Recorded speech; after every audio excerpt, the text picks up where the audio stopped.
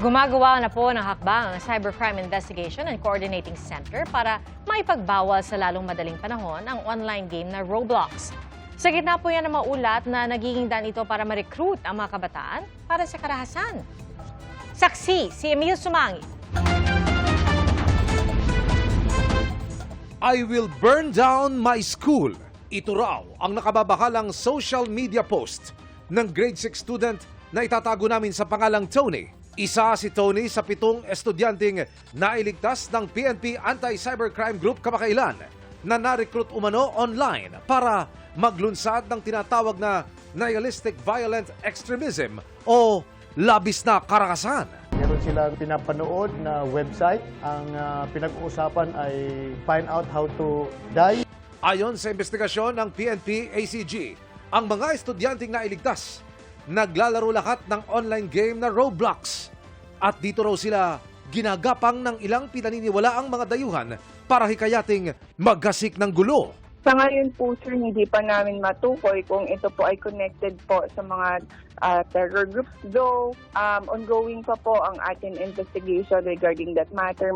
Ang Roblox ay isang tanyag na online gaming platform na sinasabing Ultimate Virtual Universe. Maaaring maglaro o gumawa ng mga 3D interactive games gaya ng role-playing at mga simulation.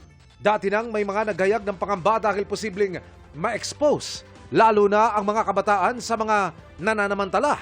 Maaari kasing mag-usap-usap ang mga naglalaro nasaan man sila sa mundo. At ganito na-recruit ang mga estudyanteng nasagip ng PNP. Ito ang ilan sa mga ebidensyang na-recover ng pulisya na gagamitin umano ng mga estudyante sa pinaplanong pag-atake.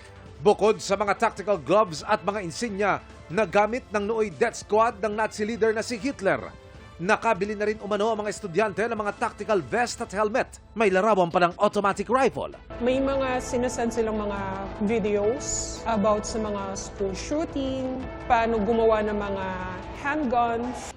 Ang Cybercrime Investigation and Coordinating Center gumagawa na raw ng hakbang para iban sa lalong madaling panahon ang Roblox. Porsigido kami na kapag hindi inayos na Roblox, hindi sila nakipag-usap.